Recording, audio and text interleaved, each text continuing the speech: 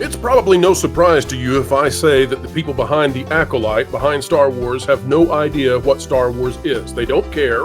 It's their plaything, and they never had any interest in it in the beginning.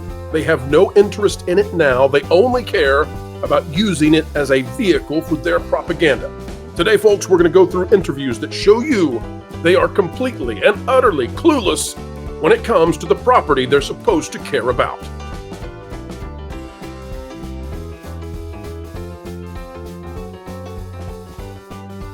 Hello, folks. Welcome back to the Pro Channel. We are so happy to have you, where even as we cover such dismal news, we still do it with a smile, with a whistle, with a tune, because we believe in having fun no matter the ninnies that exist out there negativing everything that we beloved.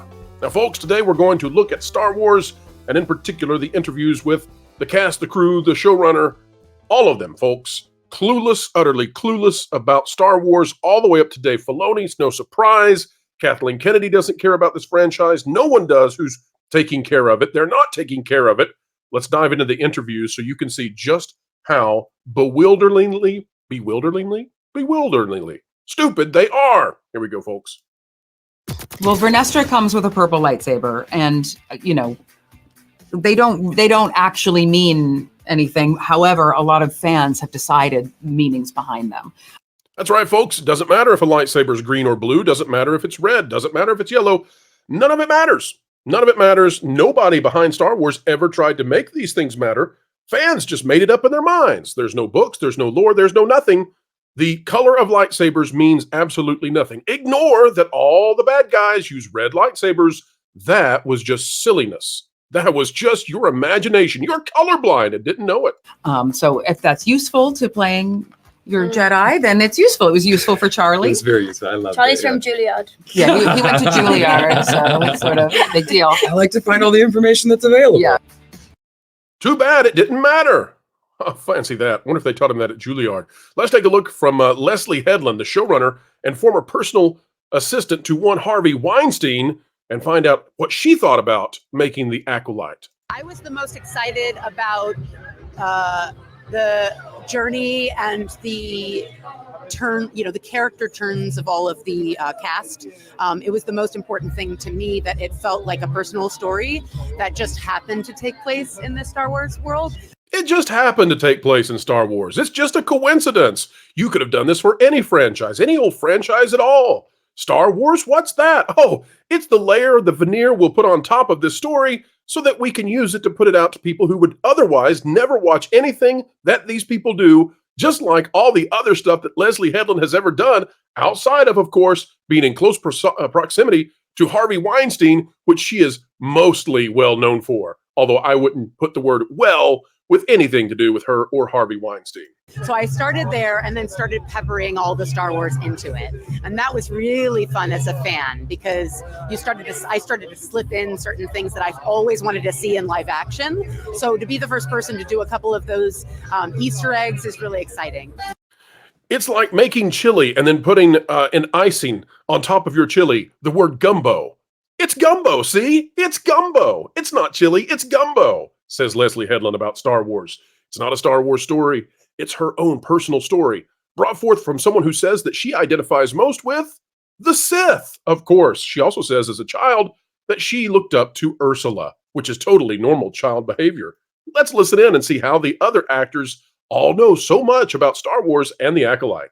I did get in trouble for this answer at Star Wars Con. I got heat. Yeah. And in my mind, it's so funny to me because it literally, as a person who's outside and just a fan coming in, He's totally a fan. He's totally. that was what was so beautiful and interesting to me. People have been talking to me online about how Darth Vader is such a bad person. It's very clear, and it's very well established from those actions. But if you can't look and see that Anakin blowing up the Death Star possibly killed millions and millions of people, I'm going to get in trouble for saying. Folks, if you thought the last time he said Anakin blew up the Death Star was just a faux pas, he meant to say Luke, think again. He really believes Anakin blew up the Death Star because he literally knows nothing about this property that he's playing in. He has spent as much time on this as that time that you slept through an entire evening you were supposed to be cramming and studying for your final exam, only to wake up and know, uh-oh, I'm in deep trouble. It's time to pray because I have no other way of passing this test. Except he's out there boldly going where no one has gone before, and he probably also thinks that's a Star Wars quote. But how did Dave Filoni and Leslie Headland react to the Acolyte, folks? Here we go. Two directors talk about Star Wars. That sounds good. I can't imagine a better idea than having Dave Filoni return for an interview after Ahsoka. It was so good. That sounds good. Let's do it. Really good. Tell me about the Acolyte. I'm sorry, just you asking me that question is making me cry.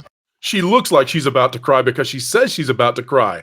Oh, wait, it's actually because they're pre-positioning themselves to be the victims. Is it? That's all right. Yeah. It is a big deal to a lot of people. It affects people in different ways, and this is your story, so.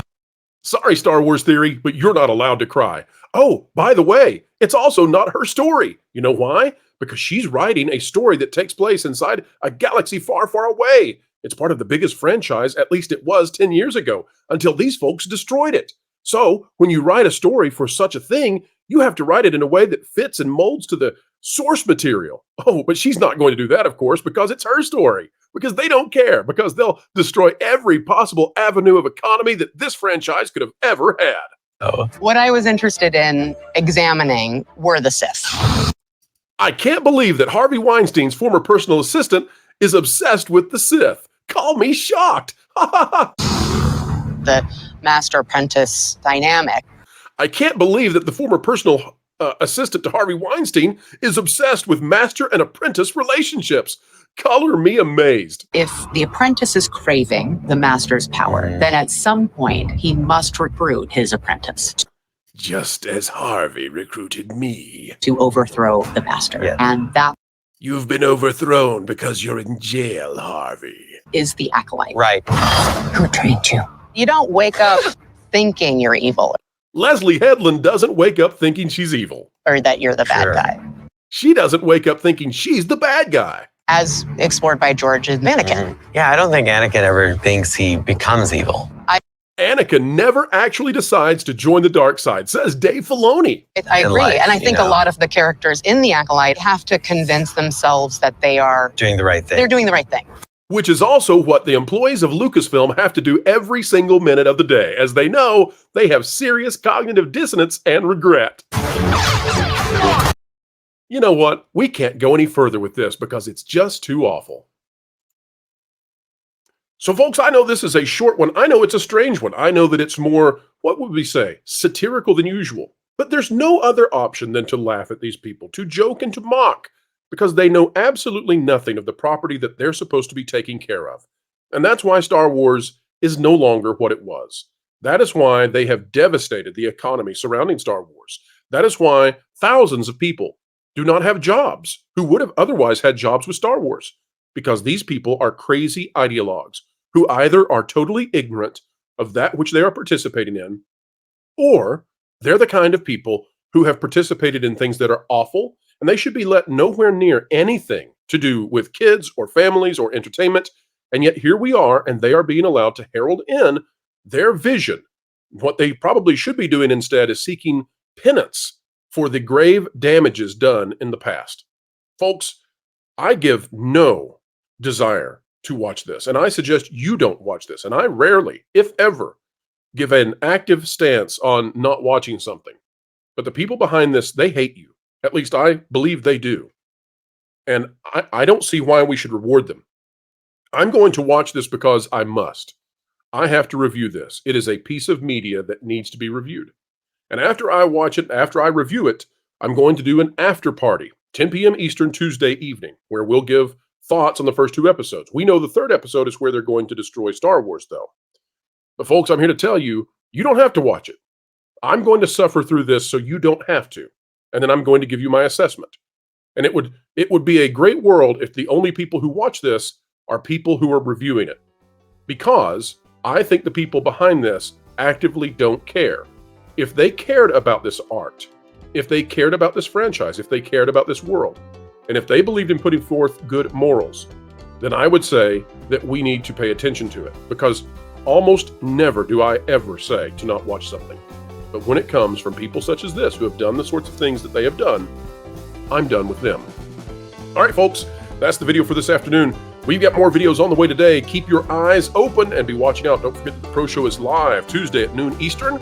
Folks, drop a comment down below. Let us know your thoughts. Like, share, subscribe, click it, stick it to the algorithms, hit the notification bell, and drop a comment down below.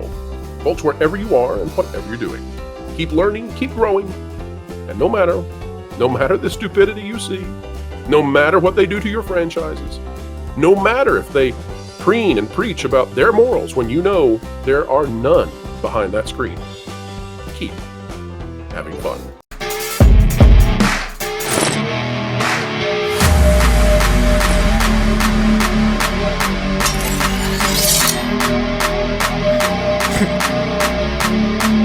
Wilton, what are you doing? Well, word on the street is the culture war has officially made it to the doorstep of that park place. And I realized Jonas has no one there who loves him. So I thought I should go and protect them. Yeah, okay. You know that's not, how you do this, right?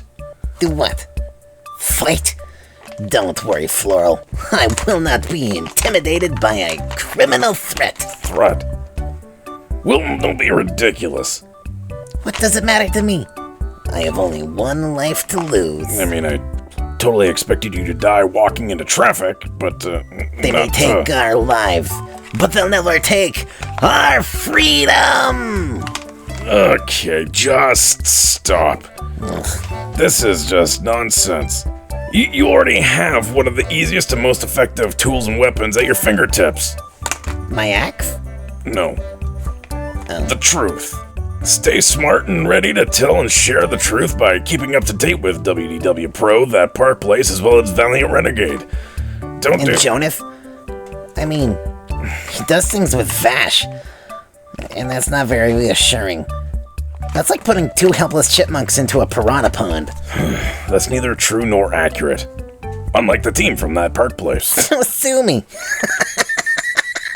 Ugh.